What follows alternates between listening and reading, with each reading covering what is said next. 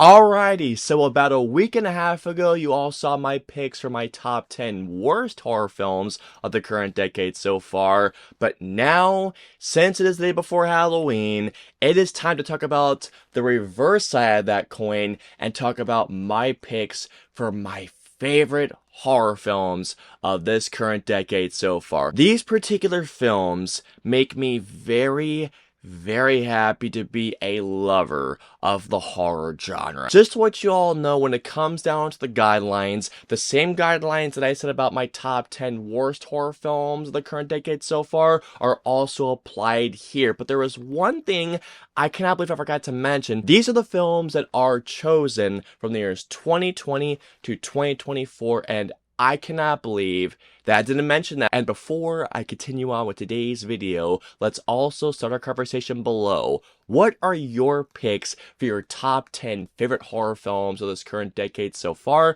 Let me know below. And just like with my top 10 worst horror films of the decade so far, no honorable mentions. Let's get right into it, starting with my number 10. Let's get it on! Kicking things off, at my number 10 spot, I have The Lodge. You know, a certain film that when you see it that you absolutely love it, but there's something about it that just lingers with you and it chills you to the bone so much that even though you love it, you can't warn yourself to watch it again. That is The Lodge in a nutshell. The Lodge is one of those films that as it starts off, it kicks off with a certain tone, and then it just hits you with this huge bang moment that will leave you going, holy shit, that's the type of movie I'm in for. That is The Lodge in a nutshell. The Lodge is one of those movies that puts you in this state of psychological horror that you just cannot shake off, especially when it comes down to the ending of this movie. It really left me in such a state that I did not utter a word, not only as I was leaving the theater, but as I was driving home. Not even playing Doom 2016 could take me out of the state of shock that The Lodge put me in. What a horror movie.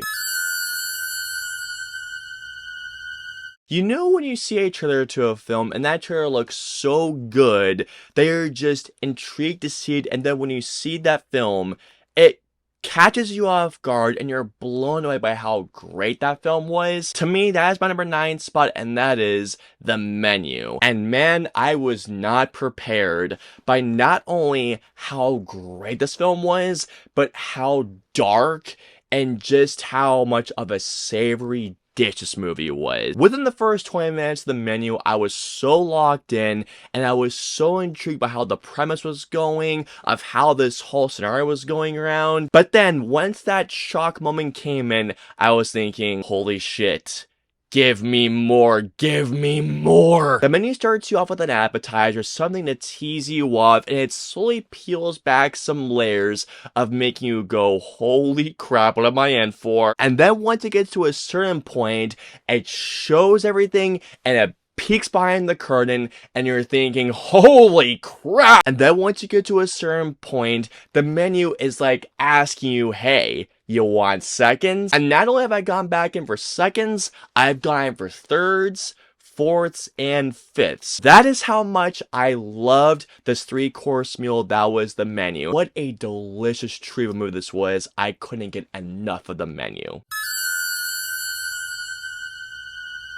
I was genuinely not expecting not only how twisted this movie was going to be, but how much of a joyride that Barbarian would be. This movie fucking rocks. I was advised to not watch a single trailer to this movie. Just go into this movie as blind and as cold as humanly possible. Holy shit. Without question, Barbarian was one of the best movie-going experiences that I had in 2022. Barbarian had me on the edge of my seat, locked in, and I just kept on thinking, what the fuck? And with each twist and turn this movie took me on, I kept on only going further into the darkness, but I just kept on thinking, give me more, give me more, give me more. And man, oh my God, what a ride. And I love it that even more so that when it came down to how Zach Cregger wrote this movie, even he didn't know where this movie was going. And can I just mention really quick of how happy I am and how proud I am of Zach Cregger going from one of the funniest sketch comedy shows to me of all time and going into his path of being one of the best horror directors out there working today. Zach Cregger, I can wait for Resident Evil. Bring it on. When I heard that one of my favorite filmmakers was making a horror film, yeah, that's gonna easily be out of my most anticipated movies of the entire year. And man, did Edgar Wright absolutely deliver with Last Night in Soho. Every time that Edgar Wright makes a movie, I'm just expecting for him to take me on an absolute rabbit experience. What Edgar Wright does so geniusly with the horror genre here is that he takes our main character that has this view of a time period and she looks at it with such love and such a romanticism. However, when he takes us deeper and darker into this time period and he shows this disgusting and this just really just deep underbelly that she was not expecting, and what we get out of this movie is not only a colorful and a pretty ride, but at the same time a ride that'll leave you disturbed and leave you going, holy shit! And how Edgar Wright uses music in this movie, in particular song Downtown, just absolutely brilliant. And there's something in particular that Edgar Wright sets up in that second half, and I was waiting to see, okay, how is he going to pull this off? And man, did he pull off that third act in spades. And Last Night in Soho is another example as to why he is one of the greatest working out there today. I love this man. 2 words. Holy shit. Saint Maud. Holy shit. You want to talk about a hell of a directorial debut of this decade? Talk about Saint Maud. This was a movie that I definitely had a certain expectation for, and Rose Glass took my expectation and blew it out of the water and delivered one of my favorite drama, psychological character studies, horror films. I don't know if that made any sense, but I'm saying as it kept on going on, it took me on this dark psychological ride about how someone's mental health kept on going further and further down the drain, leading on to easily one of my favorite not only endings in horror this decade, but one of my favorite final shots in horror this decade. Especially when it came down to that scene of her going, oh my God, I can just feel my fucking feet being harmed right now talking about that scene. That final shot actually made me go like this. Holy shit! One of my favorite final shots in a horror film this decade, without a doubt.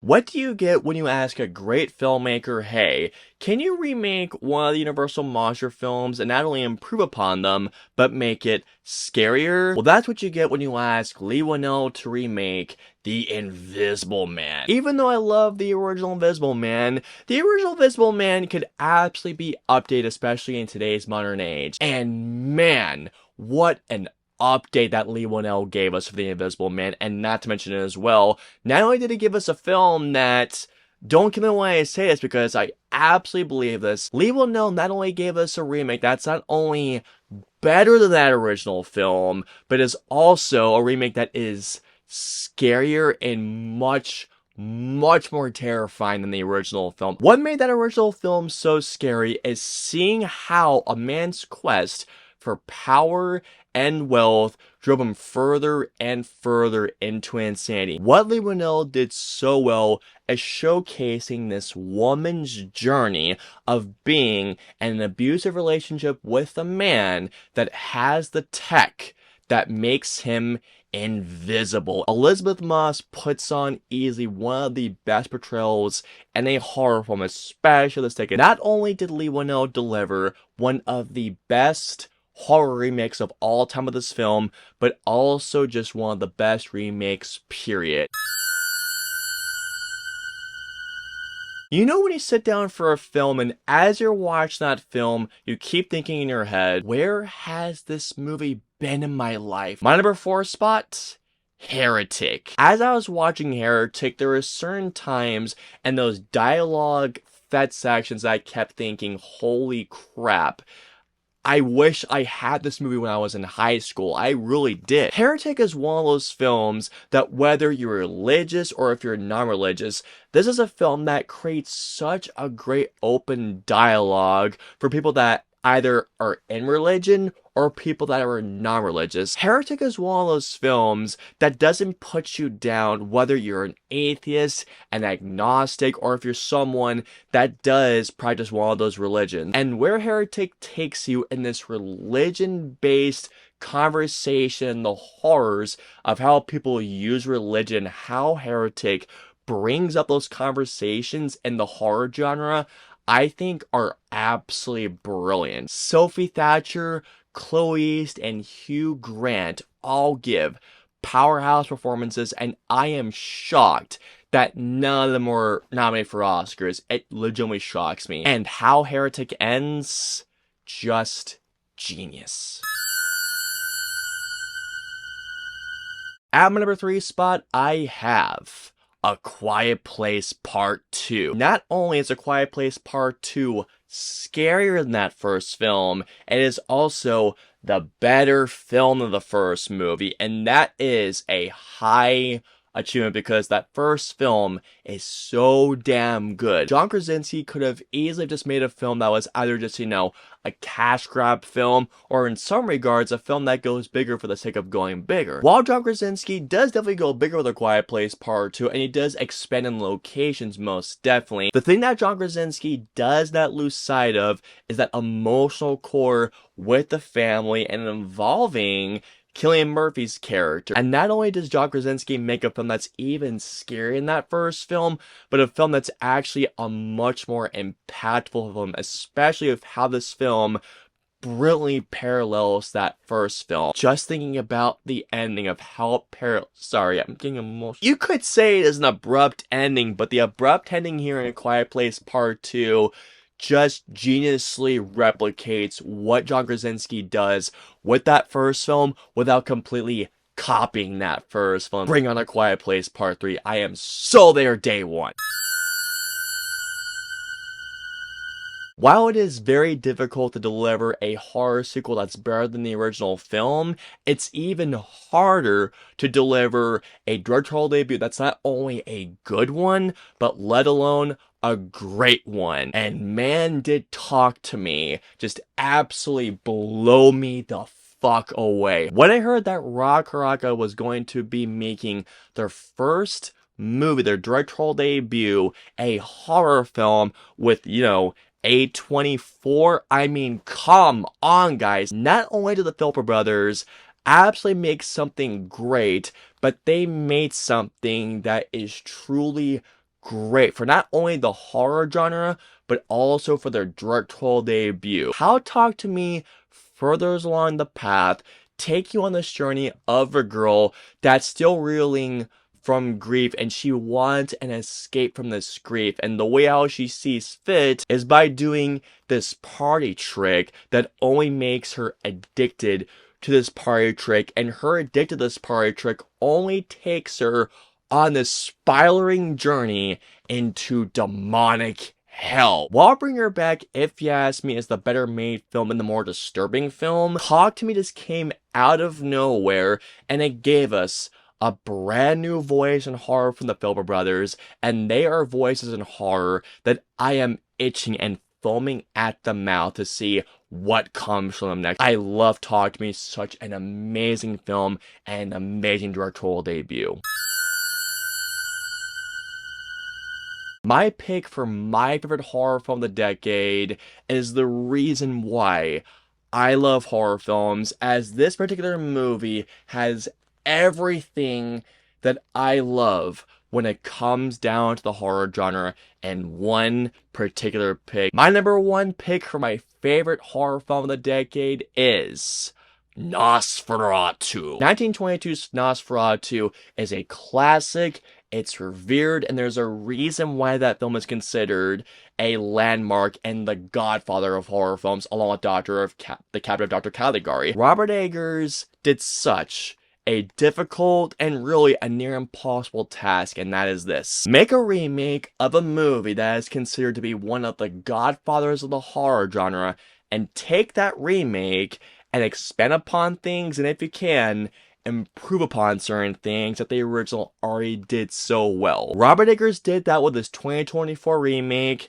He did those things and then some. Robert Eggers made a film that's better than that original film. Whether it came down to the incredible performances from Nicholas Hoult, Lily Rose Depp, Aaron Taylor Johnson, Ralph Fiennes, and even more so, Bill Skarsgård as Count Orlok, who delivers, in a way, a demonically scary performance. I seriously still cannot believe that not only that is Bill Skarsgård, but that voice coming out of him is Bill Skarsgård. The beautiful, the orgasmic cinematography by Jeremy Blanche, and also Robin Carolyn's score, which is, if you ask me, the best score in the horror genre of this decade so far. This is just one of those movies where not only I feel like I'm watching something special, but I am glad that it exists. That is why Nosferatu is absolutely, without question,